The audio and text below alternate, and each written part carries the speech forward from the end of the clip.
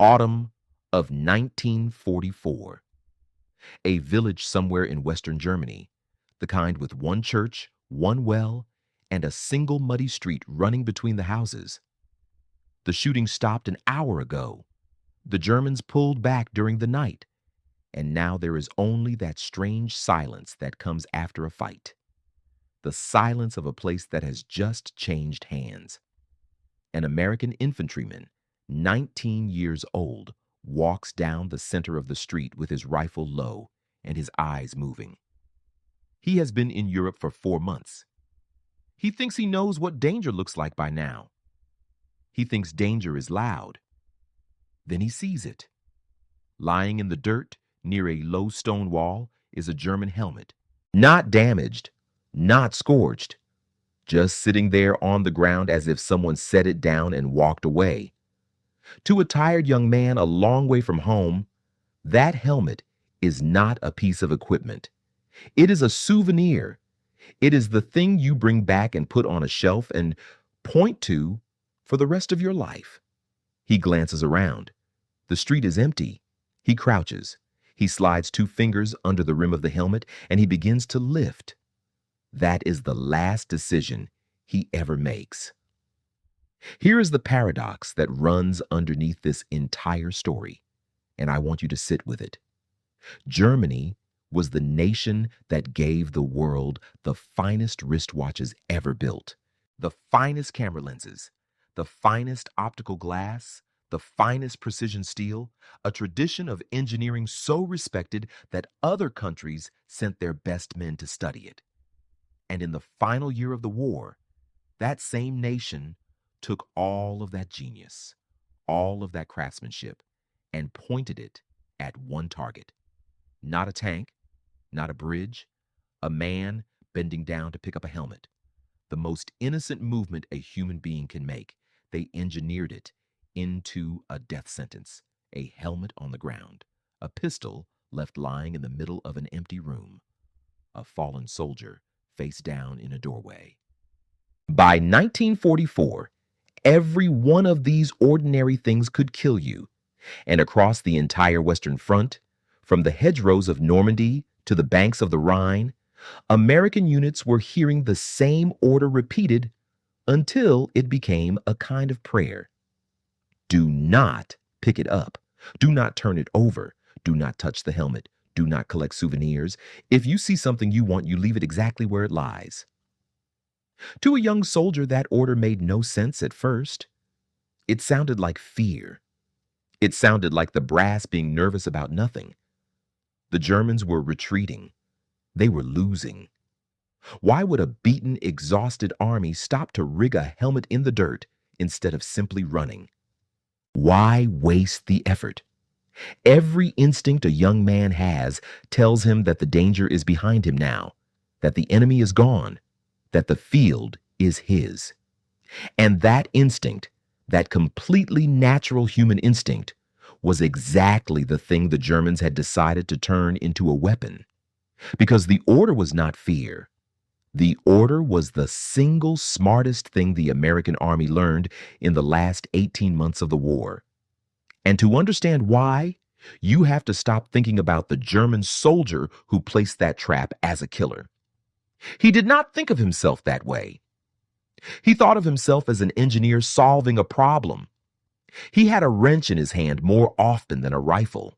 He had been handed a small brass cylinder, a coil of wire, and a question. The question was this: the enemy is coming, and I cannot stop him.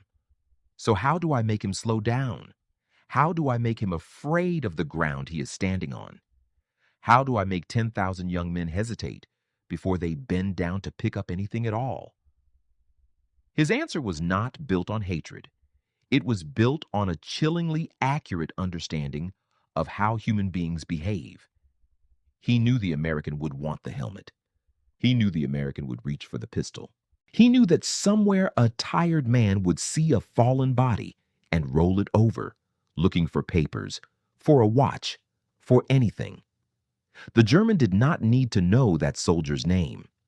He only needed to know what that soldier would instinctively do. And he built a machine to wait for exactly that movement, patiently in the dirt, for as long as it took. That is the part the young man crouching by the wall never had the chance to understand. The trap was not aimed at his body. It was aimed at his instinct. And to see how a coil of wire and a brass tube could outthink a human being, we have to take one of these things apart. Pick up the brass cylinder the German engineer was given, and you would not be impressed. It fits in the palm of your hand. It is about the length of a finger, machined from brass with a small steel bolt sticking out of one side. There is nothing dramatic about it. It looks like a part from a plumbing supply, the kind of fitting you would find in a box at a hardware store. This is the Zugsünder 35, the pull igniter, and it was made by a screw factory in Nuremberg called the Nürnberger Schraubenfabrik, a screw factory. The same kind of place that turned out bolts and fasteners for German industry was now turning out the device that waited under that helmet. Here is how it works, and I want to walk through it slowly because the genius is in how simple it is. Inside the brass body, there is a striker, a small firing pin, held back under the tension of a compressed spring. The spring wants to release. It is always trying to release. The only thing stopping it is a thin retaining element held in place by that little safety bolt on the side. When the engineer arms the device, he removes the safety. Now, the only thing standing between that spring and the detonator is tension on a wire. Pull the wire, and the retainer slips free. The striker snaps forward, strikes a percussion cap, and the cap ignites the main charge. The whole sequence, from pull to detonation, happens faster than a nerve can carry the signal from your fingers to your brain. Now connect that wire to a helmet. The engineer sets the explosive charge into the ground or behind the wall. He runs a length of fine wire from the igniter to the underside of the helmet's rim. He arms it. Then he sets the helmet down in the dirt gently, so the wire is slack but waiting. From the outside, it is just a helmet on the ground. There is no click to hear, no plate to step on, no visible trigger of any kind. The trap is not in the helmet. The trap is in the act of lifting it. The moment a curious young man slides his fingers underneath and raises it even an inch, he pulls the wire himself. He arms nothing, and he triggers everything. He is not the victim of the trap. He is the final moving part of it. The same brutal logic was bolted onto something far larger. The German Teller mine, the plate-shaped anti-tank mine, was built to kill vehicles. But the engineers gave it an extra well on the underside, a second threaded socket designed for exactly one purpose.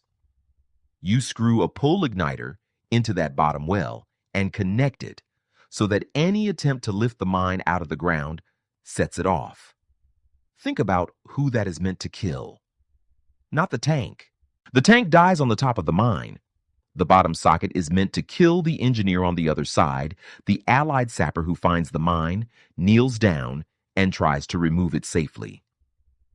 The Germans had anticipated the man whose entire job was to undo their work, and they had built a second trap underneath the first one, waiting specifically for him. But the steel and the brass are only half of it. The truly unsettling part of these traps was never the mechanism. It was the psychology behind where they were placed. Captured German manuals and Allied intelligence reports describe a way of thinking that is almost too clever. You do not hide the trap. You hide it inside a normal human impulse. A pistol is left lying in the open in the middle of a room because the engineer knows that a soldier will want that pistol and will reach for it. A picture is left hanging crooked on a wall because the engineer is betting that an officer, the kind of man who notices a crooked picture, will instinctively reach up to straighten it. The trap is not really attached to the pistol or the picture. It is attached choose a prediction about you. That is what makes this different from a landmine in a field. A minefield aims at your body, at the random patch of ground where your boot happens to fall. These traps aimed at your nature. They were built around the assumption that a tired, frightened, curious human being will behave in predictable ways. He will want a souvenir. He will tidy a crooked frame. He will roll a body over to search the pockets. The engineer did not need to know the soldier. He only needed to know the species. And yet, for all that cleverness, every single one of these snares carried a quiet confession inside it. Each one had to be built by hand, placed by hand, wired by hand, by a soldier who was already walking backward. You only trap the things you are leaving behind. And that simple fact tells you who was really winning. Allied engineers had a name for the worst ground in Europe. They called it a devil's garden. Picture a field that looks like an ordinary meadow, maybe a slope leading up toward a tree line, the kind of terrain an army crosses 100 times without a second thought. Now bury it.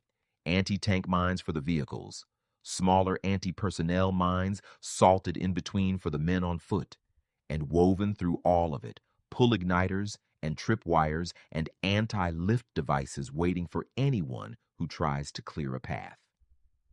The mines were not laid in neat recorded rows. They were scattered deliberately in patterns designed to make no sense, so that finding one told you nothing about where the next one was. To walk into a devil's garden was to walk into a place engineered specifically to punish every safe assumption you had ever made about solid ground. And here is the detail that tells you everything about the state of the German army by then. Earlier in the war, when the Germans were advancing, they laid their minefields carefully and kept maps, because a field you map is a field you can recover and reuse when you move forward again. By 1944, the maps were gone.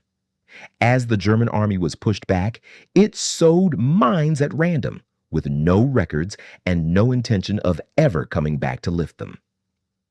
Think about what that means. A mapped minefield is the tool of an army that expects to return. A random, unrecorded minefield is the tool of an army that knows it is leaving and is never coming back. The chaos in the ground was not carelessness. It was a confession written in steel and explosive. The ingenuity only deepened from there, and it is worth admiring honestly because it was real. The Americans had mine detectors, devices that swept the ground and sang out when they passed over metal. So German engineers designed mines with almost no metal in them at all.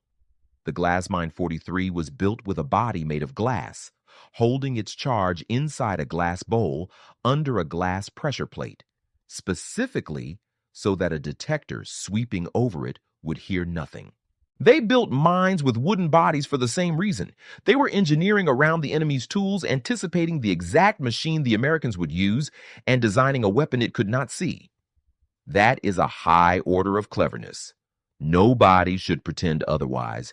But now step back and ask the question the German command never seemed to ask itself out loud. What is all of this actually for? A glass mine cannot capture a town. A devil's garden cannot win a battle. A helmet wired to a brass igniter cannot push the front line forward by a single yard.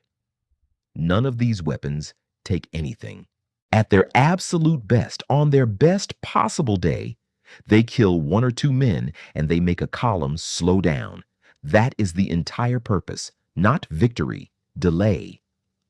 The whole staggering investment of engineering talent was aimed at one modest goal: to make the advancing enemy hesitate, to buy a few hours, to make 10,000 young men afraid of the ground and the air and the objects around them. So ask it plainly.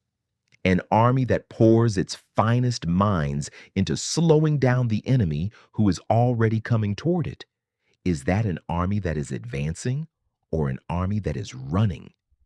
You do not booby-trap the road you are charging down. You booby-trap the road you are retreating along. Every trap was a small monument to a single fact the German soldier could see with his own eyes, even when his commanders would not say it. They were going backward. The genius had curdled into something defensive, something desperate. It was the cleverness of a cornered animal, and it was still genuine cleverness, but it was the cleverness of the cornered. And this is where the Germans made their real bet. The one that mattered more than any igniter or any glass casing. They bet that fear would do their work for them. They bet that the instinct to grab a souvenir, the impulse to straighten a picture, the reflex to roll over a body were stronger than any order, stronger than any training, stronger than discipline itself. They were wagering everything on the belief that you cannot teach a frightened, curious, exhausted young man to stop being a frightened, curious, exhausted young man. They were betting that human nature would always, eventually, reach down and pick up the helmet. It was not a foolish bet. With most armies in history, it would have been the winning bet. But the Germans were about to run that wager against the one opponent in the world who had quietly decided to do the impossible, not to make their soldiers braver, to make their instincts obsolete. And the way the Americans did it had almost nothing to do with courage at all. The Germans had bet that no army on earth could train fear out of a young man. They were wrong about one army, and the reason they were wrong has nothing to do with the Americans being braver. In many cases, they were not braver. They were 19 years old and a long way from home, and they wanted that helmet just as badly as any soldier in history. The Americans did not win this particular fight by producing braver men. They won it by deciding that the soldier's instinct was a problem to be engineered around exactly the way the German had engineered around the mine detector. Two systems aimed at each other, and the American system was built to be copied 1,000,000 times over. Start with the most ordinary-looking weapon in the entire story. Not a gun, a pamphlet. The War Department took everything it was learning about German traps, every captured igniter, every report of a wired body or a baited pistol, and it turned that knowledge into printed manuals and bulletins that flowed back out to the men in the field. There was the intelligence bulletin, written for junior officers, the lieutenants and sergeants who actually walked the ground. There was tactical and technical trends for the more senior men. The knowledge did not sit locked in the head of one brilliant expert. It was written down, standardized, printed, and distributed, so that a hard lesson learned by one unit in Italy in the spring became common knowledge for a unit in France by the summer. A trap that killed a man in one village was within weeks a paragraph that saved a man in the next. Then came the single most American idea in the whole campaign. The Army understood that a paragraph of text is not the fastest way to teach a tired man what danger looks like. A picture is. So they commissioned artists to draw the traps. Detailed, clear illustrations showing exactly what a booby-trapped object looked like and how to tell it apart from a harmless one. A drawing of a chocolate bar that would explode in your hand. A drawing of a tin of food rigged to kill whoever opened it. A drawing showing the subtle difference between a normal object and the same object turned into a weapon. These were printed and put in front of ordinary soldiers, farm boys, and mechanics and clerks who had never seen a German trap in their lives, so that the first time they encountered one, some part of their mind would whisper, "I have seen this before. Do not touch it." Sit with how profound that is, because it is the exact same move the Americans made with everything else they did in that war. The German trap depended on the genius of one engineer, a rare and irreplaceable man who understood explosives and human nature and could improvise a snare in the field. When that man was tired or killed or simply could not be everywhere at once, his genius could not be copied. The American answer turned the irreplaceable into the reproducible. They could not put a master sapper next to every soldier, but they could put a card in his pocket. They took something that had lived only in expert hands and they mass produced it, the same way they mass produced everything, until a piece of life saving knowledge became as standardized and as available as a bolt or a tin of rations. And the knowledge did not travel alone. Behind it stood structure. The Army fielded trained combat engineers whose job was to clear the traps and the mines, working from shared doctrine rather than personal instinct, so that two men who had never met would approach the same wired helmet, the same careful way. The order itself: do not touch the helmet, do not collect souvenirs, do not roll the body, was not panic shouted by a nervous officer. It was a line in a system. It was drilled in training before a man ever reached Europe, repeated until it sat underneath instinct, until the unnatural act of walking past a perfect souvenir became the trained and automatic thing to do. That is the move the Germans never saw coming because they were looking at the wrong battlefield. They had built a weapon aimed at human instinct, and they assumed instinct was a fixed target, the same in every man, impossible to change. But the Americans had quietly replaced the instinct. In the mind of a trained soldier with a card in his pocket and a drilled order in his bones, the sight of that helmet no longer triggered desire. It triggered the lesson. The German snare was still perfect. It still worked exactly as designed. It was simply waiting patiently in the dirt for a reflex that the man walking past it no longer had. The trap had been built to outthink a human being. America had simply gone and rebuilt the human being. Go back to the village, the same muddy street, the same church, the same well. The Germans are gone, and what they left behind is the last thing a retreating army of craftsmen had to offer: a helmet wired to a brass igniter, a pistol resting in the middle of an empty room, somewhere a fallen man rigged to kill whoever turns him over. It is, in its own terrible way, beautiful work, precise, patient, clever, the product of a tradition that built the finest instruments in the world, and then, at the very end, bent that skill toward a single grim purpose. This is what genius looks like when it has run out of everything except the will to make the other side hesitate. And now an American column comes up that street. And watch what is different. They are not moving faster than the Germans expected. Speed was never the answer. They moved through that village carefully, slowly, with the same caution any sane man would feel. But the caution is not coming from raw nerves anymore. It is coming from somewhere the Germans could not reach. Each man has, somewhere in his memory, a drawing of what a trap looks like. Each man has, somewhere underneath his instinct, an order drilled into him 100 times on a training field back home. Ahead of the column move engineers who clear the ground by a shared method, not by lonely improvisation. The young soldier sees the helmet by the wall. Part of him still wants it, and he walks past it. That is the whole war in a single image.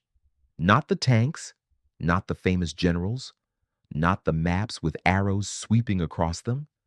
Just a tired young man choosing, against every natural impulse, to leave a perfect souvenir lying in the dirt, because a system reached all the way from a printing plant and a training field and put that choice inside him before he ever arrived.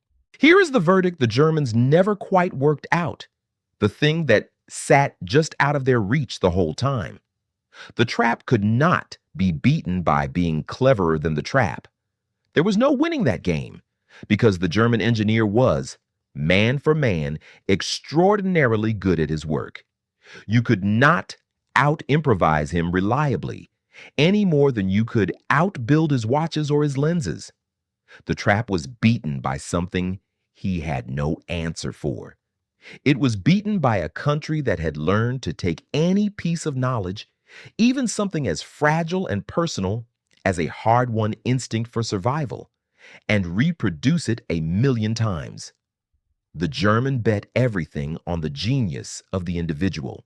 The American answer was that the individual did not have to be a genius because the genius had already been printed onto a card and folded into his pocket. And it is worth being honest and fair about what this is and what it is not. This is not a claim that one nation's soldiers were braver or that one army single-handedly won the war. The men who fell in that village fell on every side, and they were sons and brothers wherever they came from.